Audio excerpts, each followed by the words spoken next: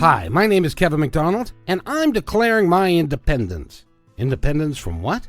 Why, negative thoughts and energy, of course. Chief among them, hate, division, and fear. You see, I know that we're all one, and together we can solve any problem, save our planet and each other. Please, join me as we come together as one and choose a better way to be. So now, let's begin with my Independence Report. Well, hello everybody. My name is Kevin McDonald, and you're listening to my Independence Report. This report that I'm filing today, it's Sunday morning.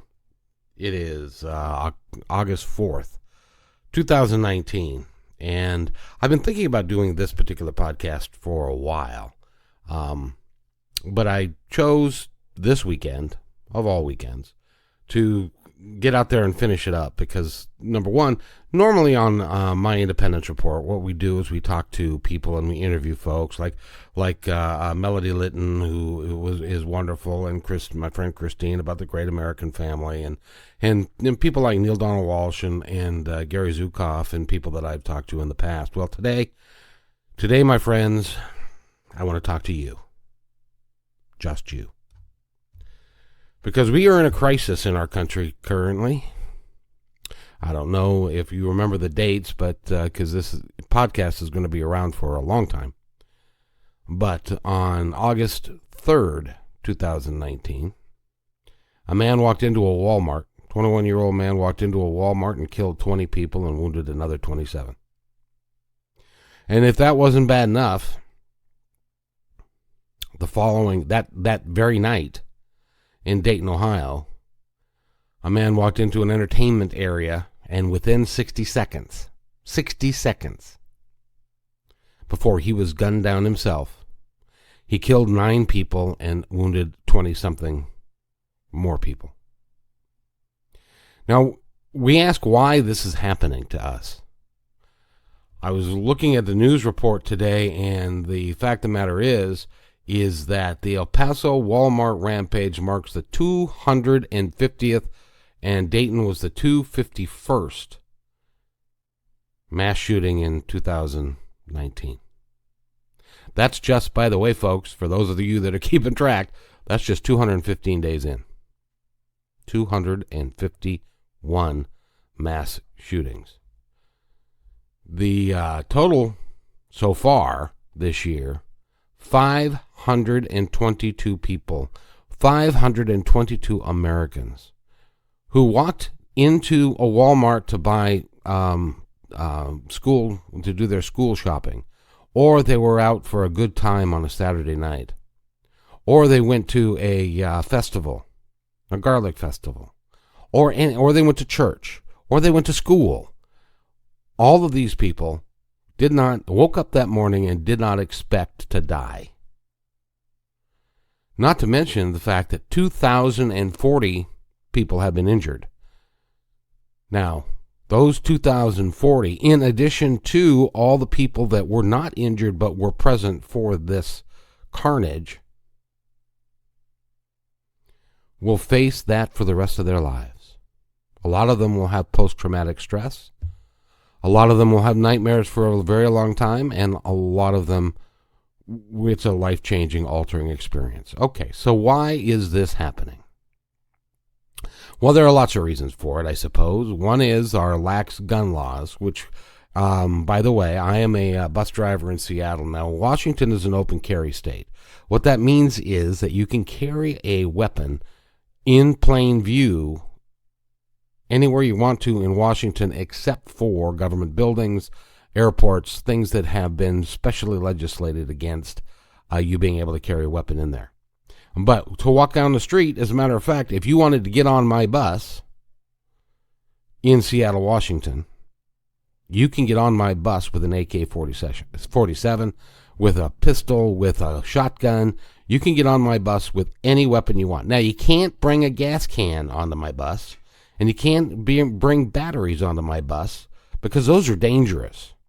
But you can bring a pistol, you can bring a shotgun, you can bring an AK-47 or AR-15 or any of these weapons onto my bus because it's an open carry state.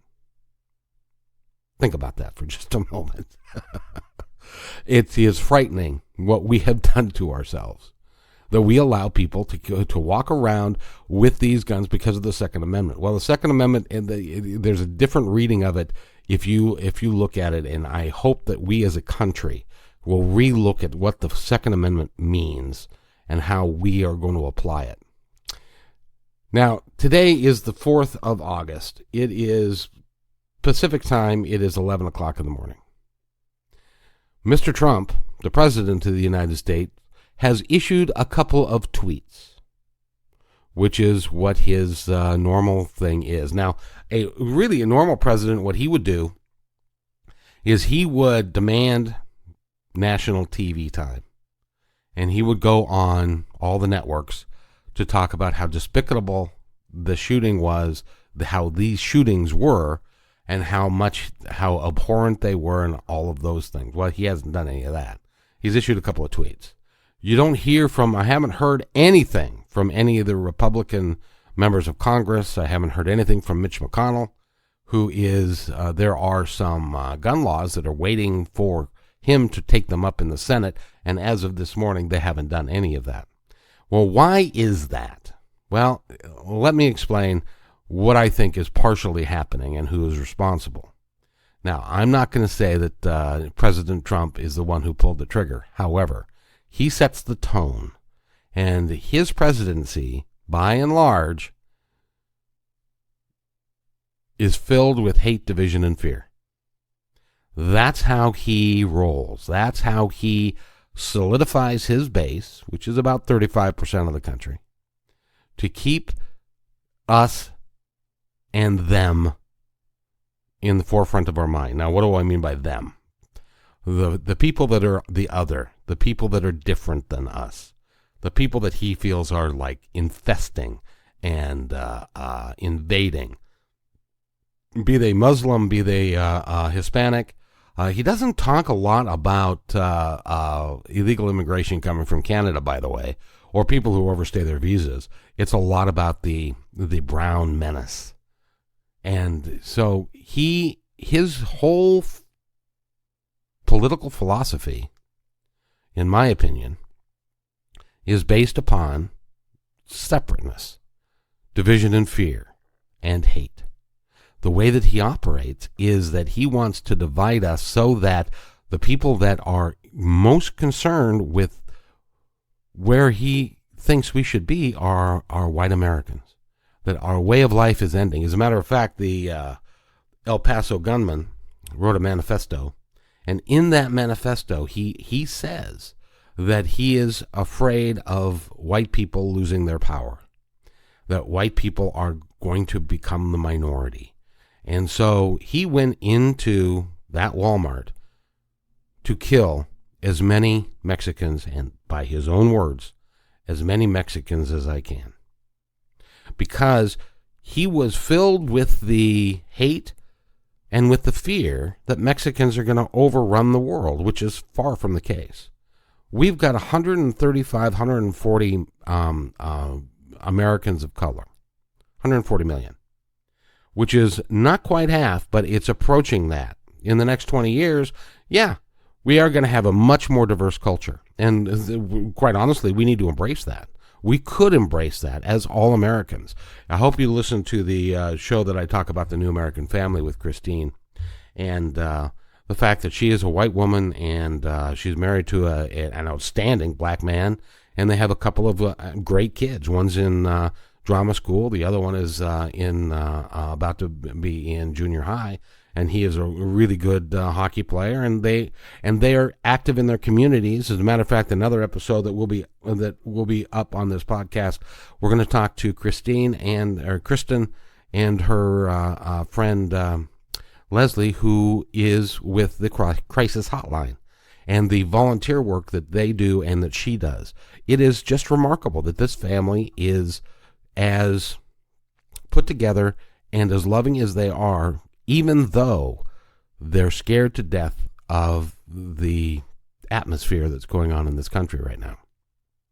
We need to fix it. We really do need to change who we are and how we're acting towards others. Because the reality is, ladies and gentlemen, and well, remember, I'm just talking to you, you, the person that's listening, we are all one. Now, what do I mean by we are all one? Okay, let's start at the beginning. Let's talk about what Melody said in her, and what Neil Donald Walsh has said, and what Gary Zukav has said, is that we are all one. We are all connected. We are all one species. We are not different from each other. Even though we look different, we are the same. We have the same aspirations. We have the same desire for love. We have the same desire to be part of a community. And when we use hate, division, and fear to separate us into one group versus the other group, then that is a very short-sighted, number one. Number two, it's very un-American, because we are a melting pot. We all came from somewhere else, unless you're a Native American. And even they, long, long, long ago, came from somewhere else. But everybody came from someplace else. I'm German, French, Irish, English, part Indian. So I'm a melting pot of what America is. And so are people of color. There are not very many African Americans that can honestly say that they're pure African American blood that was brought over from slave. It's a melting pot. We've all got a lot of different characteristics and different heritages in our background, but we are all one. And not only just Americans, we are all one worldwide. We are all human beings. There are 7 billion of us, and we are all the same, in my humble opinion. And if you disagree with that, then you need to look at the energetic systems that we all operate under. They're the same. If you look at the DNA, we are all the same. 99% of us are identical. And so we should be treating each other with love and respect, not division and hate. So why does Trump practice the politics of hate, division, and fear? He does it because it works for him. That's how he feels he won the 2016 election. Remember, he lost the popular vote. He lost the popular vote by 3 million votes.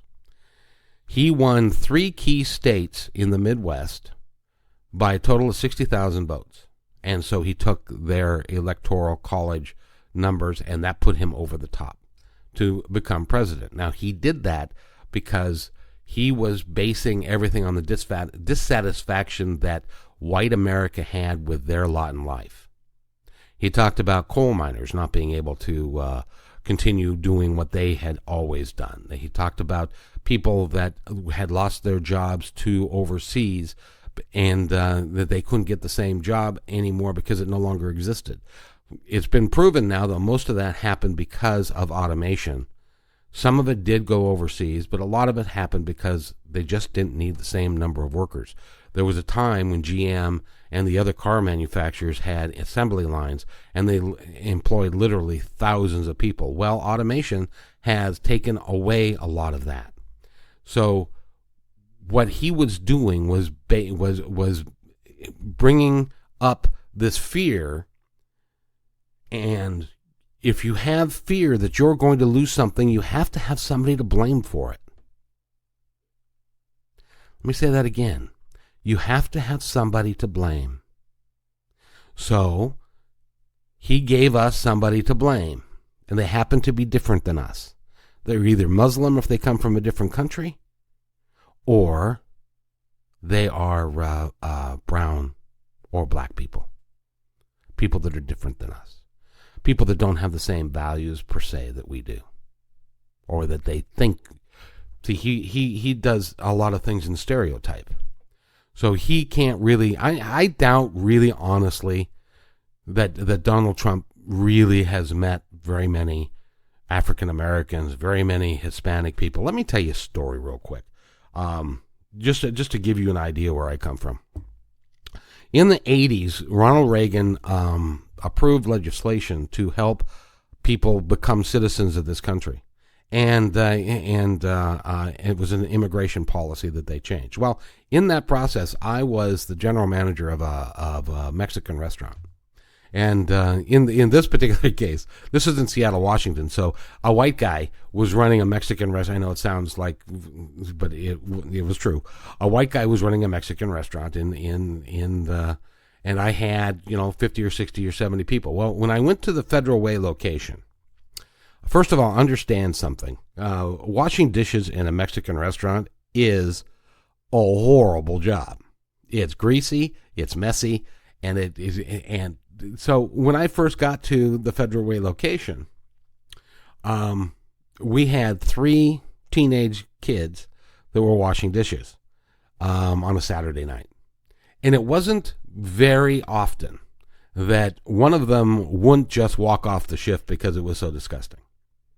It was so difficult. Well, I had been general manager of another location, and we had what I called a Mexican pipeline.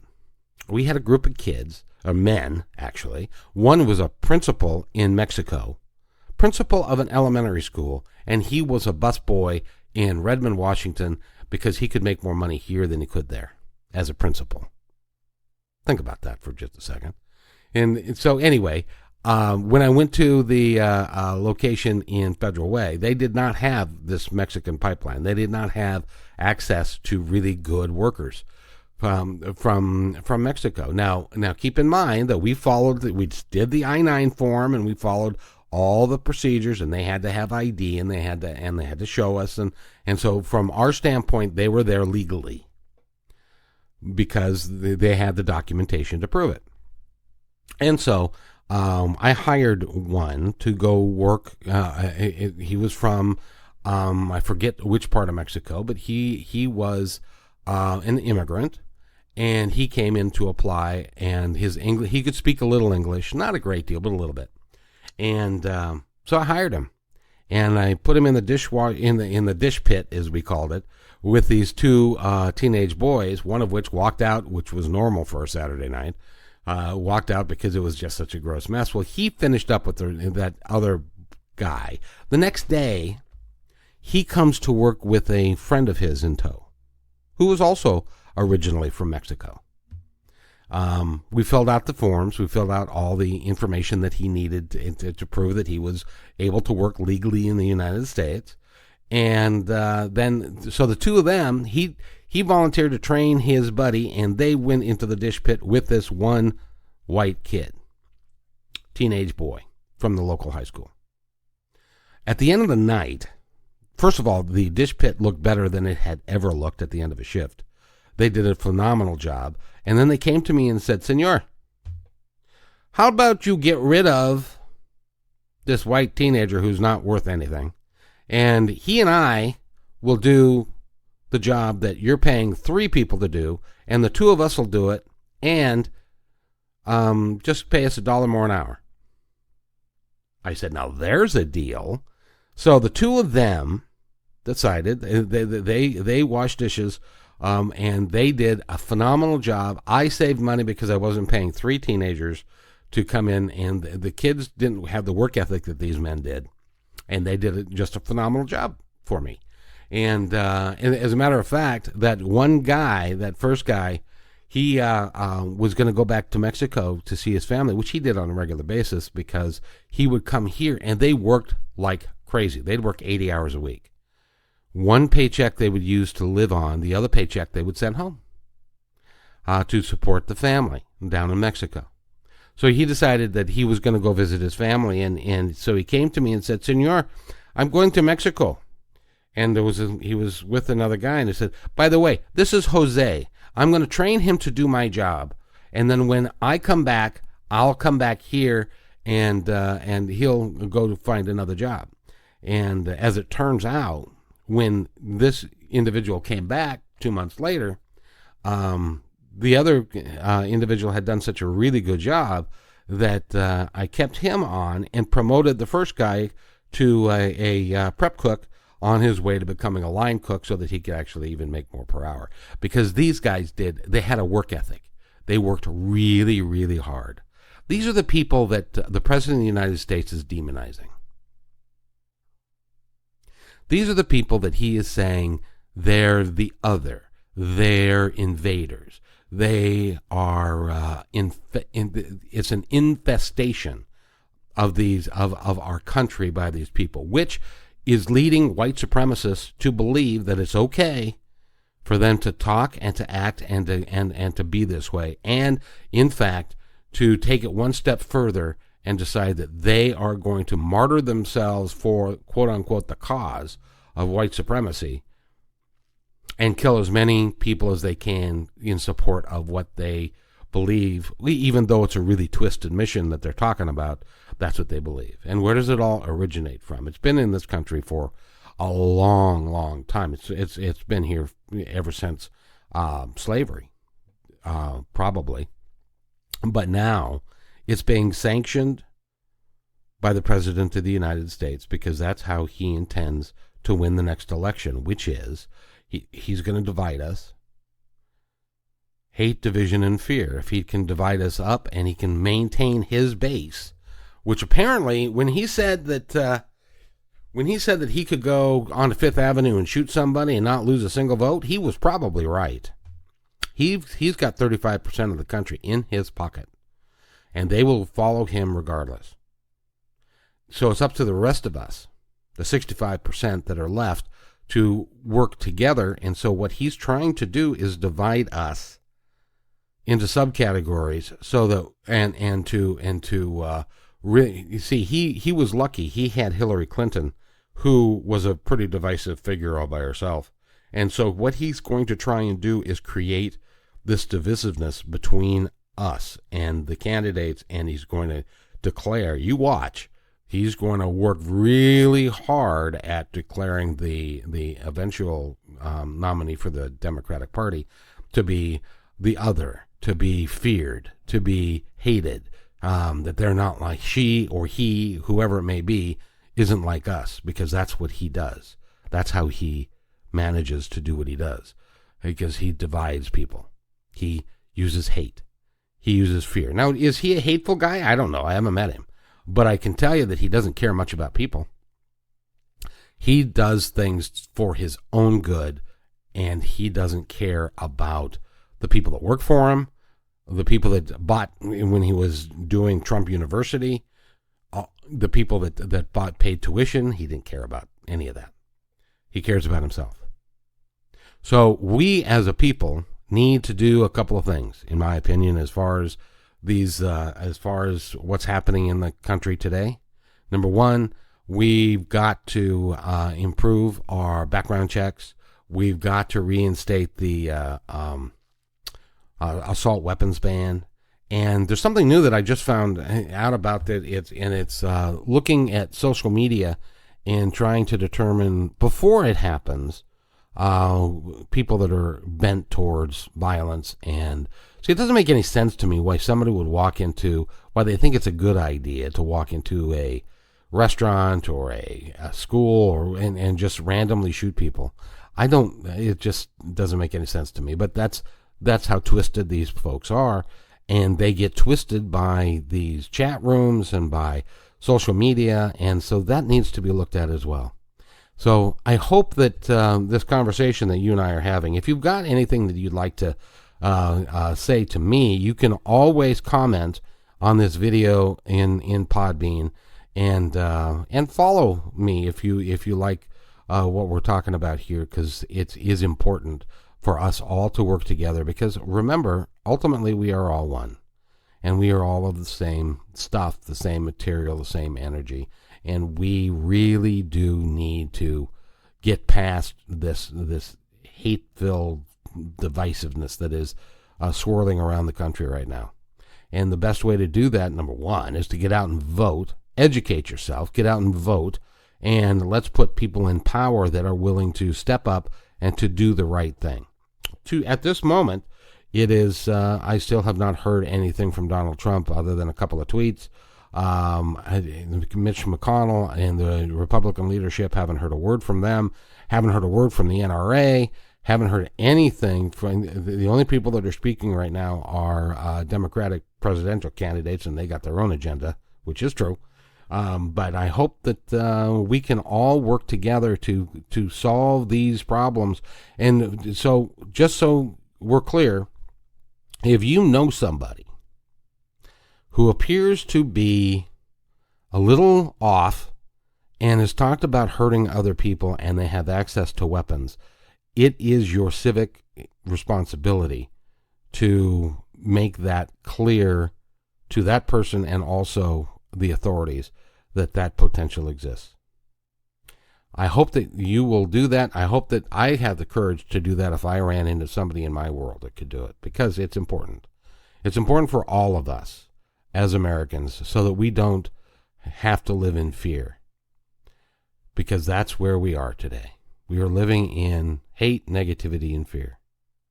So with that, I do hope that you have a wonderful day, a good week, and just remember, forever trust in who you are, and nothing else matters. We'll see you next time on My Independence Report.